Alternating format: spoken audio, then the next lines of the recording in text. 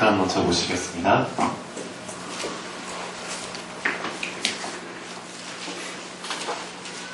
마태복음 5장 1절부터 보시면은 예수님께서 공생의 초창기에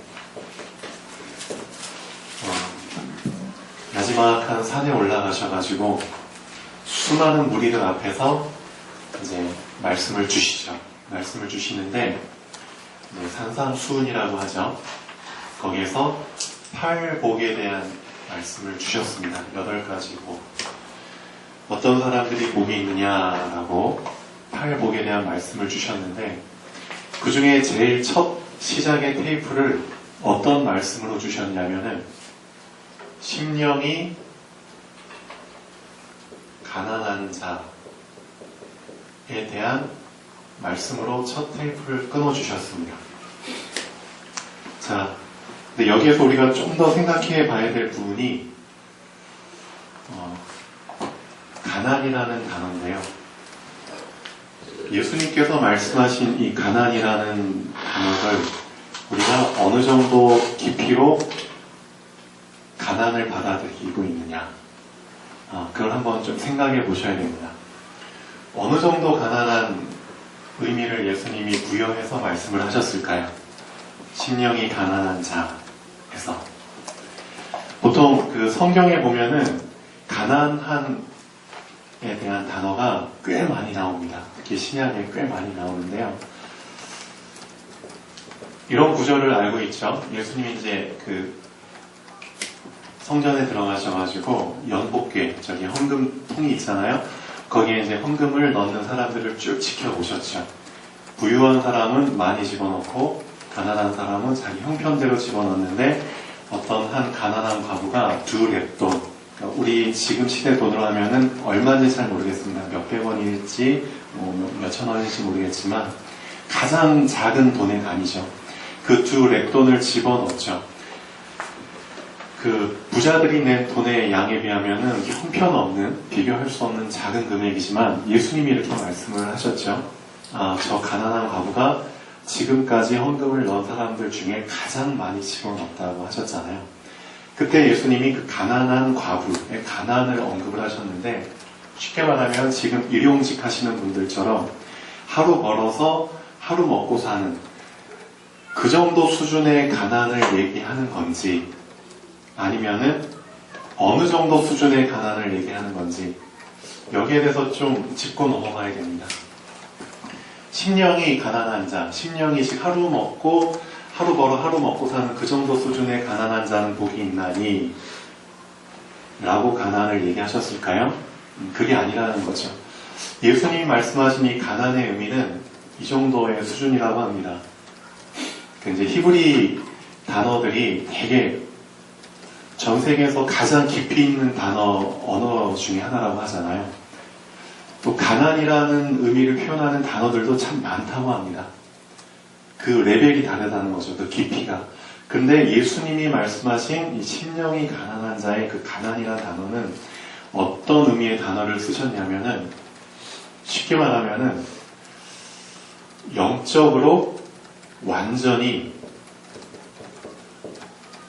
파산한 상태의 가난에 의미를 두고 이 단어를 쓰셨다고 합니다. 영적으로 완전히 파산. 자, 우리도 지금 파산 선고 받은 사람들이 주변에 간혹가다 있죠. 앞으로 더 많아질 텐데, 파산의 의미가 뭔가요? 뭔가 해결책을 찾다 도저히 해결할 방법이 없을 때, 그때 이제 파산 신청을 하죠. 파산 선고를 하잖아요. 어쨌든 가능성이 있다면 다 시도를 해봅니다. 네, 전혀 그 가능성이 보이지 않을 때, 그렇죠? 우리가 아무리 해결책을 찾고 싶어서 쥐어짰는데도 그 해결책이 도저히 보이지 않을 때 파산이라는 단어를 씁니다. 그럼 이때는 어떻게 해야 되느냐?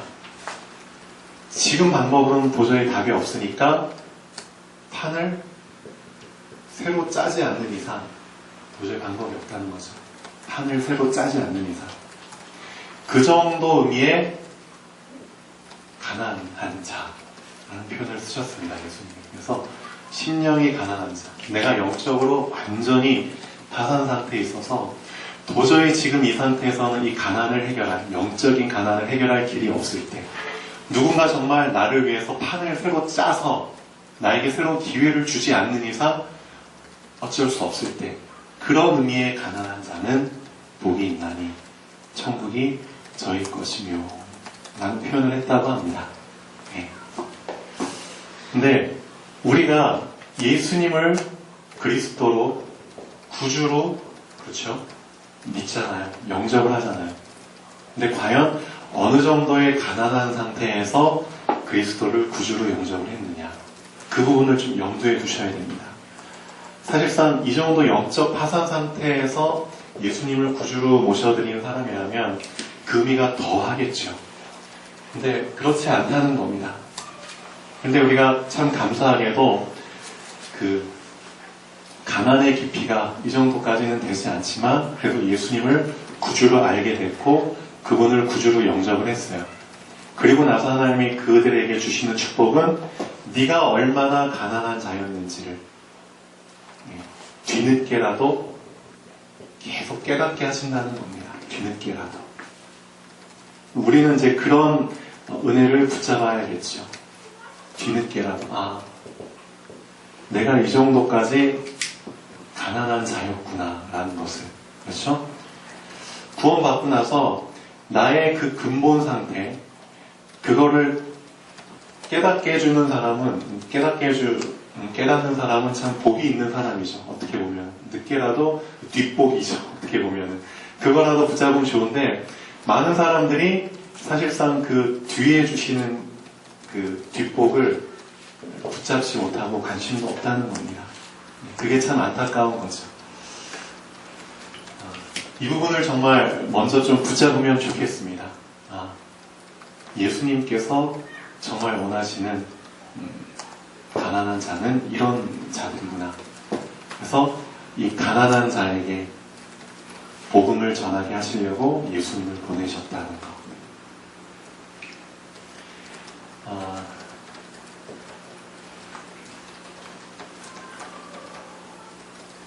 오늘부로 이제 나의 인생의 목표에 대한 부분을 이제 새로 시작을 하게 되는데요. 지난 1월 한 달 동안에 하나님의 목표에 대한 부분을 말씀을 드렸습니다. 하나님의 목표.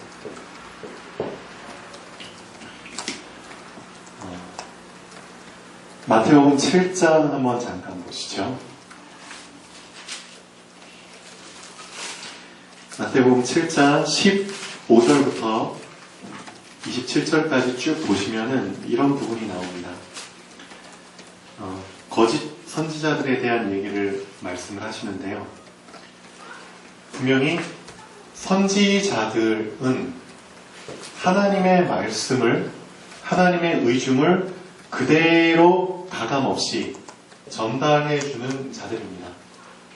선지자들은. 그런데 분명히 거짓 선지자에 대한 부분을 말씀을 하셨습니다. 거짓 선지자들은 하나님의 뜻, 하나님의 말씀에 거짓을 섞어서 전해주는 자들이죠. 거짓 선지자들. 예. 그 사람들이 지금 시대에 너무 많다는 거고요. 그리고 내 자신이, 성도들 자신이 스스로 하나님의 말씀에 나의 것을, 그렇죠, 거짓을 섞어서 말씀을 듣고 말씀을 붙잡는다는 겁니다. 거짓을 섞어서 하나님의 목표에, 그렇죠, 나의 목표를 섞어서 그렇게 붙잡는다는 겁니다. 처음에는 잘 몰라요. 처음에는 우리가 하나님의 목표를 딱 붙잡았다, 말씀을 붙잡았다, 처음에는 잘 몰라요. 똑같이 하나님의 목표를 제대로 붙잡은 사람과 거기에 뭔가를 섞어서, 거짓 것을 섞어서 붙잡은 사람과 처음에는 잘 구분이 안 됩니다. 근데 언제 구분이 되느냐? 구분되는 때가 온다는 거죠. 환난 날, 그렇죠? 아니면 뭔가 열매가 이제는 맺혀지는 이제 그 때가 오면은 구분이 된다는 거죠. 그래서 예수님이 이런 예를 드십니다. 한번 보시죠. 거짓 선지자들을 상가라, 즉 거짓 것을 붙잡는 사람들, 양의 옷을 입고 너희에게 나오나 속에는 노략질하는 일이라. 그들의 열매로 그들을 알지니. 그렇죠. 열매가 나오게 되는 그 시간표에는 구분이 된다는 거죠. 가시나무에서 포도를 또는 엉겅퀴에서 무화과를 따겠느냐. 즉 시작 자체가 다르기 때문에 끝도 다르다는 거죠. 이와 같이 좋은 나무마다 아름다운 열매를 맺고 못된 나무가 나쁜 열매를 맺나니. 즉 좋은 나무인지 못된 나무인지는 처음에는 잘 모릅니다. 처음엔 잘 모르지만 열매를 맺을 때 분명히 구분이 된다는 거죠. 좋은 나무가 나쁜 열매를 절대 맺을 수 없다. 그렇죠? 처음에 하나님의 목표를 정말 동기 없이 붙잡은 사람은 하나님의 목표가 그대로 열매로 나타날 것이고, 그 하나님의 목표에 뭔가 거짓 것을 섞어서 붙잡은 사람은 그렇죠? 나쁜 열매를 맺게 되겠죠. 아름다운 열매를 맺지 아니하는 나무마다 찍혀 불에 던져지느니라.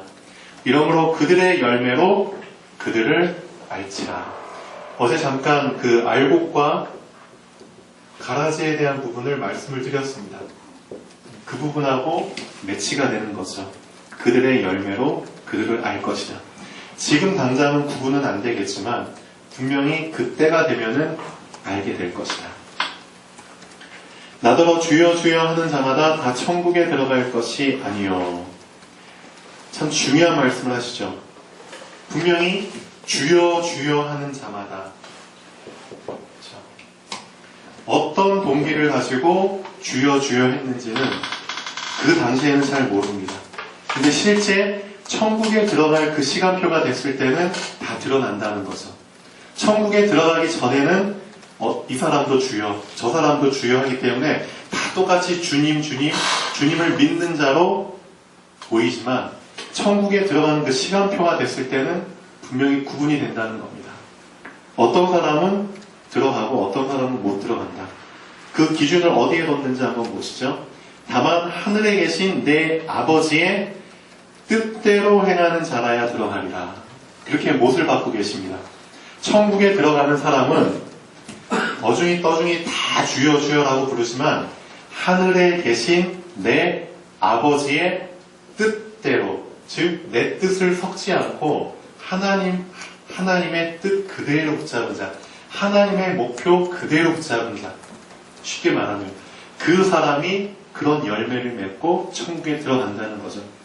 근데 지금 시대에는 이런 사람들이 많이 줄어들고 있습니다.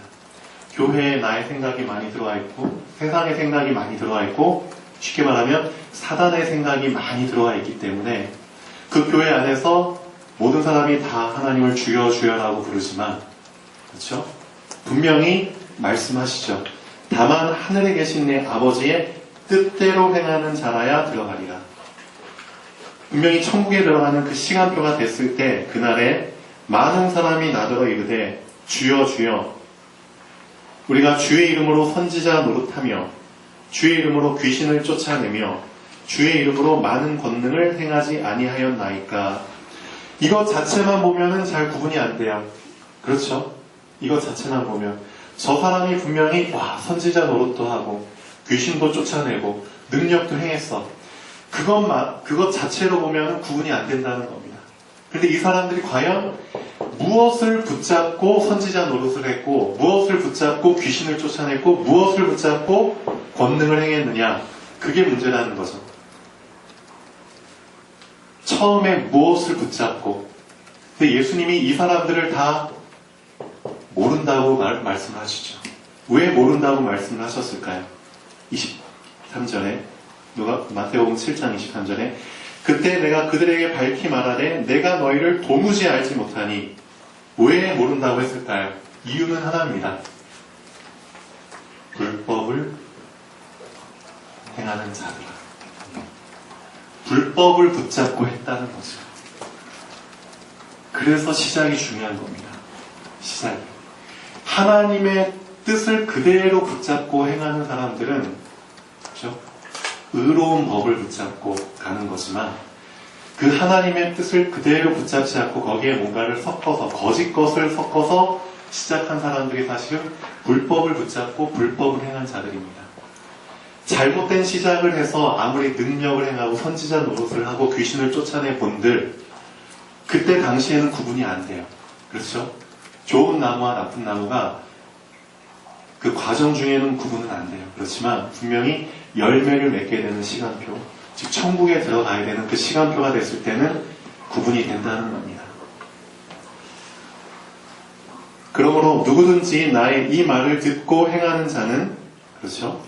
그 집을 반석 위에 지은 지혜로운 사람 같고, 26절에 나의 이 말을 듣고 행하지 아니하는 자는 그 집을 모래 위에 지은 어리사람 같다. 어리석은 사람. 분명히 예수님의 말씀을 들었는데 그 말씀 그대로 행하든 행하지 않든 지금 당장은 구분은 안 돼요. 지금 당장은 구분은 안 돼요. 그냥 말씀은 선포됐고 말씀을 듣고 그대로 행하는 사람들이 있고 행하지 않는 사람들이 있는데 당장은 구분은 안 돼요. 별 차이가 없어요. 그리고 이 사람들도 집을 짓고 저 사람들도 집을 짓고 있어요. 나름대로. 그렇죠? 말씀을 듣고 행하는 자는 문제는 반석 위에 지었다는 거고 말씀을 듣고 행치 않은 자는 모래 위에 지었다는 겁니다. 반석 위에 짓든 모래 위에 짓든 저 큰 문제 환란이 그 시간표가 되지 않으면 당장은 구분이 안 돼요. 똑같이 위에 집을 지었기 때문에. 그런데 중요한 거는 예수님이 말씀하시죠. 그 때가 온다는 거죠. 비가 내리고 창수가 나고 바람이 불 때 그럼 분명히 그게 집에 부딪힌다는 거죠. 근데 집에 부딪혔을 때 그렇죠? 반석 위에 지은 자는 무너지지 아니하나니. 그런데 27절에 모래 위에 지은 자는 그 집에 부딪힘에 무너져 그 무너짐이 심하니라 라고 말씀을 하십니다. 제가 이 말씀을 드리는 이유가 있습니다. 분명히 하나님의 목표를 왜 제대로 붙잡아야 되느냐. 제대로 붙잡지 않고 설익은 상태에서 이 안에 들어와 버리잖아요. 그럼 뭔가 되어지는 것처럼 보이지만 이미 자격이 되지 않은 상태에서 자격 미달로 붙잡아 버렸기 때문에 나중에 그 무너짐이 심하다는 겁니다. 요즘 우리나라에서 그 대학 입시할 때 대학 입시 이제 수능 점수, 그다음 학교 점수, 그다음에 대학에서 자체적으로 치르는 본고사 점수 그런 걸로 이제 그 자기 성적에 맞게 대학에 지원하잖아요. 근데 이제 서울대 같은 경우도 들어가려면 힘들죠. 그런데 나라에서 이런 그 기준을 하나 세웠습니다. 성적대로 들어가는 사람들을 정원에 한 예를 들면 90% 정도로 메꾸고 나머지 10%는 정원 외 입학이라고 해가지고 그 학교장이 추천해주는 아이들 또는 농어촌 특별 전형이라고 해가지고 그렇죠? 그 지역에 사는 아이들을 특별 입학 그런 기준으로 해서 이제 들어가게 하는 그런 제도가 있습니다. 근데 이제 저희 작은 누나한테 이제 얘기를 잠깐 들어봤는데요. 우리 랩넌트 중에 한 명이라고 하더라고요. 랩넌트라는 단어를 이제 썼는데 그 아이가 이제 시골에서 올라왔어요. 성적은 들어갈 성적은 안 돼요. 성적은 안 되는데 어쨌든 농어촌 특별 전형이든 무슨 학교장 특별 추천이든 해가지고 들어왔다고 해요. 근데 그 아이가 서울대 이제 어떤 과에 들어왔는데 도저히 그 들어온 친구들하고 경쟁을 하는데 도저히 못 따라가더래요. 도저히. 얘가 적응을 못 하는 거예요. 학교에서 가르치는 수준에 따라가질 못하는 거예요. 다른 친구들은 다 자기 성적 가지고, 그렇죠? 자격을 갖고 들어왔는데 본인은 그 자격이 미달된 어쨌든 이게 추천 전형 받아가지고 들어왔어요. 근데 도저히 적응을 못 해가지고 휴학을 하고 그 다음에 또 다시 복학을 해서 해도 도저히 그게 안 되는 거예요. 그러니까 누가 힘드냐? 학교는 하나도 안 힘들어요. 옆에 있는 친구들도 전혀 안 힘들어요. 본인이 힘든 겁니다. 본인. 적응을 못 해가지고 그런 일이 생겨버립니다. 저도 제가 여기 치대에 들어왔을 때 제 동기들 중에 참 이런 아이들이 있어요. 어떻게 해가지고 들어는 왔는데 따라가지를 못하는 거예요. 그리고 들어는 왔는데 학교에서 원하는 그 기준대로 안 하는 거예요. 그냥 자기 방식대로 하는 거예요. 그러니까 그게 언제 결과로 나타나냐? 시험 보고 성적으로 결과가 나타나요. 그러면 저희 이제 의대나 치대 같은 경우는 유급이라는 제도가 있습니다. 한 과목이라도 F를 받으면은 진급이 안 돼요. 그냥 1년을 다시 다녀야 됩니다. 다시. 나머지 동기들은 다 진급을 해서 1학년에서 2학년, 3학년 올라가는데 본인은 1년을 다시 다녀야 돼요. 자기 밑에 후배들하고. 그럼 그때 겪는 딜레마. 그렇죠? 열등감, 자격지심. 내 동기들은 지금 상위 학년에서 배우고 있는데 나는 지금 후배 학년이랑 또 배워야 돼요. 그럼 거기서 더 노력해서 살아남아야 되는데 그게 잘 안 된다는 거죠. 그래서 유급을 한 번 한 사람들은 대부분 유급을 또 하게 됩니다. 또 한 번 유급한 게 또 두 번 유급, 세 번 유급하다가 어떻게 되느냐? 또 군대 가야 돼요. 군대 갔다 또 복학을 해요. 그럼 더 격차가 벌어지죠. 그래서 제 동기 중에서 이런 애가 있어요. 거의 10년 이상을 유급한 동기가 있어요. 10년 정도. 그런 아이도 있습니다. 그런 친구들. 그래서 성경에서 분명히 뭘 말하고 있는지를 배워야 됩니다. 자격이 됐을 때만 사실상 들어갈 수 있는 게 있습니다. 자격이 안 된 상태에서 들어가 버리면은 참 힘든. 우리가 신앙생활 할 때도 그렇죠. 첫 단추, 첫 자격 조건을 채우지 않아가지고 신앙생활 하면은 진짜 꾸역꾸역 해 나가지만 진짜 힘들게 신앙생활 해가는 사람들이 많아요. 어떻게 보면 그거 잘 좀 점검을 하셔야 됩니다. 신앙생활 진짜 힘들게 하는 사람들 중에서 많은 분들이 첫 단추를 제대로 안 끼운 상태에서 그냥 섣불리 들어와 버린 겁니다. 근데 사람들은 처음에 입문하는 걸 되게 대충대충 생각합니다. 진짜. 그래서 2016년도에 우리한테 귀한 말씀을 주셨잖아요. 뭔가 제대로 하려면은 제대로 된 시작을 하라는 겁니다. 하나님의 목표를 붙잡아라. 그걸 붙잡기 위해서는 그렇죠? 내가 잘못 붙잡고 있는 그거를 먼저 발견을 하라는 거죠. 그래서 내 자신을 먼저 볼 줄 아는 게 가장 중요하다. 내 자신을 점검하는 게 가장 중요하다. 사실 뭘 점검하라는 거냐면은 딴 거 아닙니다. 나의 동기입니다. 나의 동기. 그러니까 최영 집사님도 잠깐 기도하셨지만 딴 거 점검하는 게 아닙니다. 우리 인간 연약한 거 다 알아요. 알기 때문에 하나님께서 도움 주시겠다고 오신 겁니다. 우리 기준으로 살면은 분명히 무너지기 때문에 그렇죠. 나중에 그 풍랑 오고 하면은 집 다 무너지는 거 알기 때문에 하나님이 제시한 기준대로 집을 지으라고 말씀을 주신 겁니다. 그렇죠. 그런데 자꾸만 그 기준에 내 기준을 섞어가지고 내 취향대로 집을 짓는다는 거죠. 그걸 하나님이 알고 너의 동기를 좀 빨리 볼 수 있도록 동기를 보는 게 가장 중요합니다. 그거를 최대한 내려놓고 그리고 하나님의 목표를 붙잡기를 원하신다는 거죠. 그게 바로 좋은 나무의 시작입니다. 좋은 나무는 절대 나쁜 열매를 맺을 수 없습니다. 좋은 시작을 했기 때문에. 그렇죠? 문제는 나쁜 시작을 했기 때문에 나쁜 열매를 맺는 겁니다. 하나님의 목표를 진짜 제대로 붙잡는 게 제가 볼 땐 가장 중요합니다. 첫 시작이 가장 중요한데 많은 사람들이 첫 시작을 대충 시작한다는 거죠. 진짜 설익은 상태에서 내 것 다 집어넣은 상태에서 나 자신 보지 못한 상태에서 그러니까 결국 구원은 받지만 그렇죠? 믿음으로 구원은 받지만 회개를 동반하지 않은 믿음으로 회개는 내 자신을 보는 거잖아요. 나의 연약함, 그렇죠? 그리고 그것을 깨닫고 뉘우치고 방향을 바꾸고 그런 의미잖아요.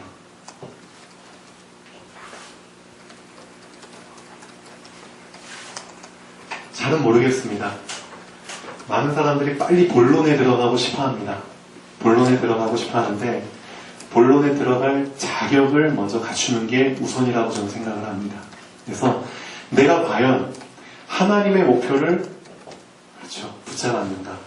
그 하나님의 목표를 붙잡았을 때 그때 비로소 내 인생의 목표가 발견이 되는데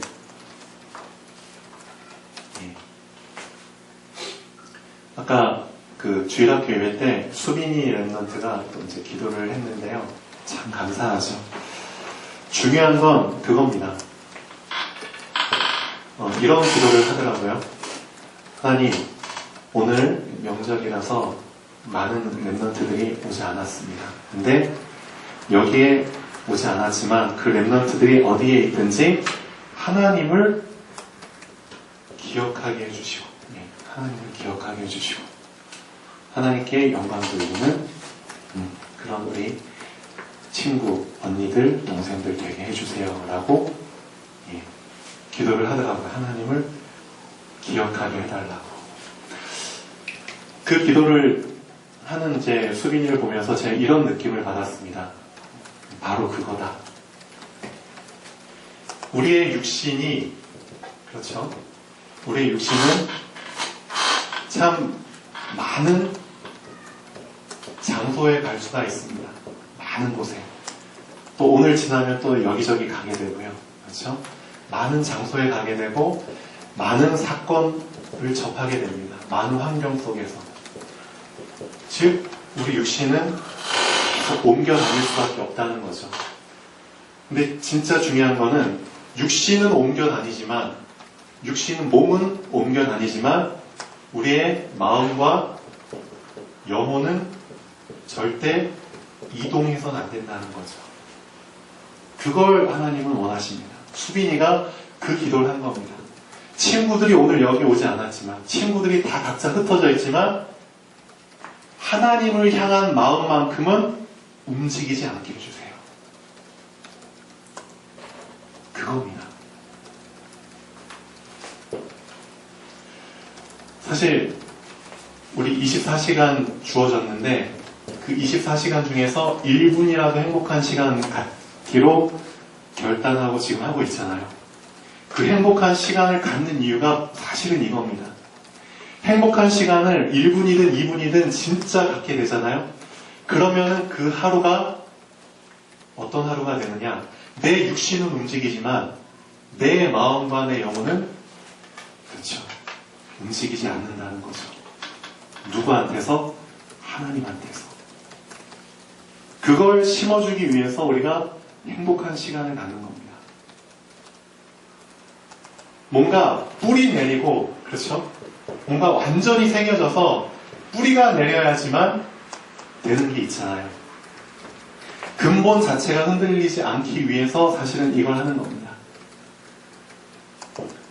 복음이라는 게 나에게 진짜 각인되고 뿌리가 내리고 그게 나에게 체질이 된다는 것은 절대 바뀌지 않는다는 거거든요. 절대 이동해서는 안 된다는 의미를 담고 있습니다. 이동. 수빈이가 기도한 것처럼 우리의 육신은 옮겨 다닐 수밖에 없지만, 그렇죠? 우리의 마음과 영혼은 어딘가에는 뿌리를 내려서 절대 흔들리지 않아야 된다는 거. 그거를 지금 담고 있는 겁니다. 그걸 위해서 사실은 행복한 시간을 갖는 건데 잘은 모르겠어요. 여러분이 정말 이런 의미를 알고 행복한 시간을 갖고 계신 건지 아니면 그냥 누군가 시켜서 그냥 땜빵식으로 하려고 행복한 시간을 가지는 건지는 잘 모르겠어요. 근데 진짜 의미를 알고 하셔야 됩니다. 내가 이 시간 절대 흔들리지 않기 위해서 하는 시간, 나의 영혼이 마음이 절대 흔들리지 않기 위해서 나는 이 행복한 시간을 갖는 것이다.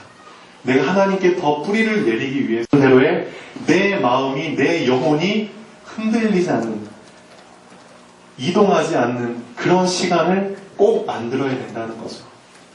그래야지만 사실상 이번 명절에도 우리가 다 어딘가를 가게 되죠. 갔을 때도 나의 마음과 영혼은 하나님을 향해서 흔들리지 않고 있는 겁니다. 그런 부분을 좀 명심하셨으면 좋겠습니다.